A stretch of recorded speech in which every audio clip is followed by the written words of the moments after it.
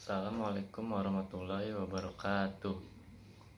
Perkenalkan, nama saya Muhammad Rafi dari program studi Pendidikan Ekonomi dan Bisnis semester 1. Di sini saya akan menjelaskan PowerPoint saya yang berjudul Kepemimpinan atau Leadership.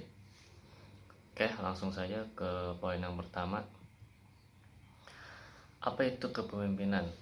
Dalam istilah umum, khususnya di manajemen, kepemimpinan itu sering disebut dengan istilah leader. Ada beberapa definisi dari kepemimpinan, antara lain yaitu mencapai hasil melalui orang lain. Yang kedua, menggerakkan orang lain untuk mencapai hasil kerja yang diinginkan. Yang ketiga, kepemimpinan itu adalah pengaruh, tidak lebih dan tidak kurang. Yang keempat adalah kepemimpinan adalah satu kata, yaitu influence, artinya mempengaruhi, memotivasi, mengarahkan orang lain untuk mencapai tujuan organisasi. Kepemimpinan itu adalah tentang bagaimana mempengaruhi orang lain, bawahan atau pengikut, agar mau mencapai tujuan yang diinginkan sang pemimpin. Oke, yang selanjutnya ada model kepemimpinan. Apa itu model kepemimpinan? Dalam ilmu manajemen pada umumnya dikenal 3 model kepemimpinan. Pada umumnya, ketiga model kepemimpinan ini sering kita lihat pada diri para leader dalam praktek sehari-hari dalam memanage perusahaannya. Masing-masing model mempunyai warna tersendiri. Ada yang timbulnya karena anugerah Tuhan Yang Maha Esa, ada juga timbulnya sangat erat hubungannya dengan sifat atau karakter dari seorang itu sendiri. Bahkan ada yang timbul karena hasil proses pembelajaran. Ketiga model kepemimpinan tersebut dapat diuraikan sebagai berikut. Yang satu, kepemimpinan karismatik. Kepemimpinan karismatik adalah kepemimpinan yang berasal dari anugerah Tuhan yang mana pemimpin tersebut mempunyai kemampuan luar biasa, magnet yang kuat, dan adanya ketertarikan emosional yang kuat dari yang dipimpin kepada pemimpinnya. Contohnya Bung Karno, Anwar Sadat, dan Mahatma Gandhi. Kemudian yang kedua ialah kepemimpinan transaksional. Ialah mempunyai 3 poin. Yang pertama, kepemimpinan untuk mengendalikan bawahan dengan cara menggunakan kekuasaan untuk mencapai hasil. Yang B, mengelola bawahan dengan memberi reward atau punishment. Yang C ialah yang terakhir, biasa menerapkan transaksi yang saling menguntungkan dengan bawahan. Kemudian yang ketiga adalah kepemimpinan transformasional.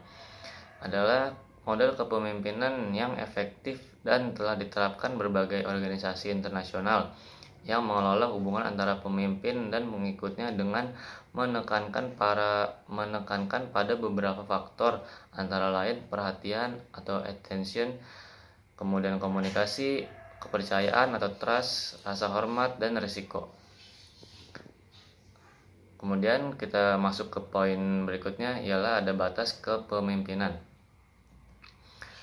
Definisi dari kepemimpinan ada 2. Yang pertama ialah kepemimpinan pada dasarnya berarti kemampuan untuk memimpin, kemampuan untuk menentukan secara benar apa yang harus dikerjakan. Kemudian yang kedua adalah kepemimpinan dapat diartikan sebagai suatu situasi di mana seseorang karena sifat-sifat dan perilaku yang dimilikinya mempunyai kemampuan untuk mendorong orang lain guna berpikir, bersikap, dan ataupun berbuat sesuai yang diinginkan. Kemudian pemimpin dan manajer. Perbedaan antara pemimpin dan manajer tampak dari kompetensi ataupun perannya masing-masing, yaitu pemimpin adalah orang yang dapat menentukan secara benar apa yang harus dikerjakan. Kemudian jika manajer adalah orang yang dapat mengerjakan secara benar semua tugas dan tanggung jawab yang ditentukan. Kemudian poin selanjutnya, kemampuan melit atau memimpin. 1. Ada loyalitas. Loyalitas adalah membangkitkan loyalis dan memberikan loyalitas dalam kebaikan. Kemudian poin yang kedua ada educate atau mengedukasi. Mengedukasi rekan-rekan dan mewariskan knowledge atau ilmu. Kemudian yang ketiga ada advice, memberikan saran dan nasihat dari permasalahan yang ada. Kemudian ada disiplin, memberikan keteladanan, menegakkan kedisiplinan dalam aktivitasnya. Kemudian ada unsur-unsur kepemimpinan, yaitu ada 4. Yang pertama ialah pemimpin, pengikut, perilaku tertentu, dan kondisi tertentu.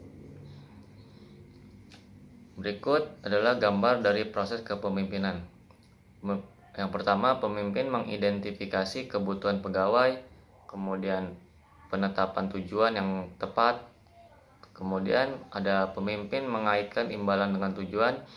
Jika imbalan dengan tujuan itu sudah sesuai, pemimpin membantu pegawai dalam memperjelas jalur pencapaian tujuan. Jika sudah memperjelas jalur pencapaian tujuan, pegawai merasa puas dan termotivasi dan mereka menerima pemimpin. Kemudian timbul prestasi yang efektif, dan yang terakhir, pegawai dan perusahaan mencapai tujuan mereka dengan baik. Kemudian poin selanjutnya adalah teori-teori kepemimpinan. Yang pertama ialah teori kepemimpinan sifat.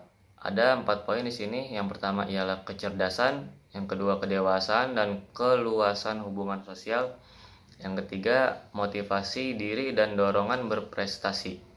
Kemudian yang terakhir ialah sikap hubungan kemanusiaan. Kemudian poin yang kedua ialah teori kewibawaan pemimpin. Kewibawaan seorang pemimpin dapat mempengaruhi perilaku orang lain baik secara perorangan maupun kelompok, sehingga orang tersebut bersedia untuk melakukan apa yang dikehendaki oleh pemimpin. Kemudian teori kepemimpinan situasi. Seorang pemimpin harus mendiagnosa yang baik, bersifat fleksibel sesuai dengan perkembangan dan tingkat kedewasaan bawahan. Kemudian yang ketiga ialah teori kelompok. Agar tujuan kelompok atau organisasi dapat tercapai, harus ada pertukaran yang positif antara pemimpin dan pengikutnya. Kemudian poin selanjutnya ialah ada gaya kepemimpinan. Gaya kepemimpinan terdapat 4 poin. Yang pertama ialah ada gaya otokratis. Gaya otokratis sendiri mempunyai 5 poin, yaitu yang pertama ialah menggunakan metode pendekatan kekuasaan. Kemudian yang kedua ialah memusatkan kekuasaan dan pengambilan keputusan. Kemudian yang ketiga ialah menata situasi kerja yang rumit. Yang keempat, berdasarkan atas ancaman dan hukuman. Kemudian yang terakhir ialah memungkinkan pengambilan keputusan dengan cepat. Kemudian gaya yang kedua ialah gaya partisipatif. Yang pertama ialah mendesentralisasikan wewenang. Mendesentralisasikan ialah penyerahan sebagian wewenang pemimpin kepada bawahan atau pusat kepada cabang atau sebagainya. Kemudian yang poin kedua ialah keputusan yang diambil tidak bersifat sepihak. Kemudian poin yang ketiga ialah keterlibatan dalam aktivitas organisasi. Dan yang terakhir berbagi tanggung jawab. Kemudian gaya yang ketiga ialah gaya demokrasi. Gaya demokrasi sendiri terbagi menjadi 3 poin, yaitu pengambilan keputusan yang kooperatif, kemudian pemimpin humble dan dapat bekerja sama, dan yang terakhir ialah mengutamakan mutu kerja. Gaya kendali bebas, ini gaya yang terakhir, dia ada 3 poin. Yang pertama ialah memberikan kekuasaan penuh terhadap bawahan.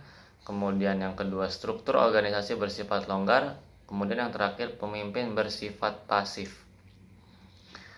Oke, selanjutnya ada poin selanjutnya ialah hakikat menjadi seorang pemimpin.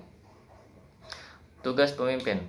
Tugas pemimpin sendiri terbagi menjadi 7. Yang pertama ialah bekerja dengan orang lain. Kemudian yang kedua, mempertanggungjawabkan. Yang ketiga ialah pencapaian tujuan dan prioritas. Kemudian yang keempat, berpikir analitis dan konseptual.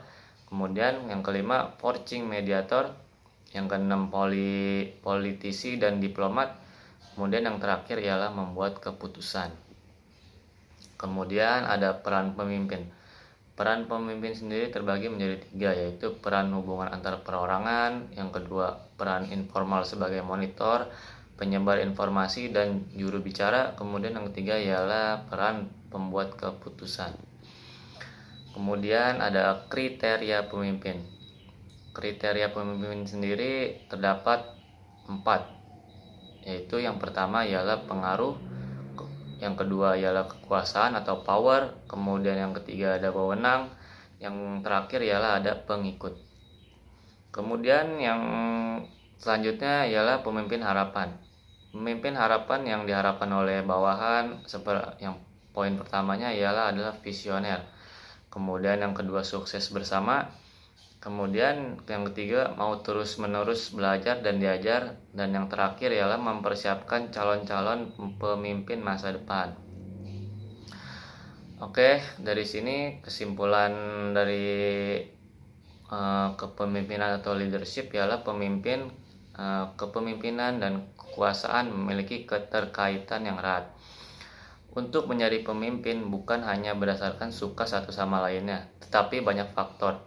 Pemimpin yang berhasil hendaknya memiliki beberapa kriteria yang tergantung pada sudut pandang atau pendekatan yang digunakan, apakah itu kepribadiannya, keterampilannya, bakat, sifat-sifatnya, atau kewenangannya yang dimiliki, yang mana nantinya sangat berpengaruh terhadap teori maupun gaya kepemimpinan yang akan diterapkan.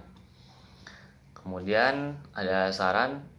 Yang pertama ialah sebagai khalifah di bumi, peran sebagai pemimpin tak akan kita lepaskan. Setidaknya mulai dari lingkup yang terkecil, yaitu diri kita sendiri, selanjutnya ialah lingkungan sekitar kita. Kemudian saran yang selanjutnya ialah senantiasa mengasah kemampuan diri untuk menjadi pemimpin yang ideal, yang tentunya dapat menjalankan tugas dengan baik dan tugas dengan baik dan tegas, namun dicintai semua anggota. Oke, sekian dari saya. Kurang lebihnya mohon maaf. Jika ada kesalahan kata, mohon dimaafkan. Dan juga jika dari PowerPoint saya ini jika ada kekurangan atau apapun itu, tolong diperbaiki, tolong diberitahu jika ada yang kurang lebihnya mohon maaf. Assalamualaikum warahmatullahi wabarakatuh.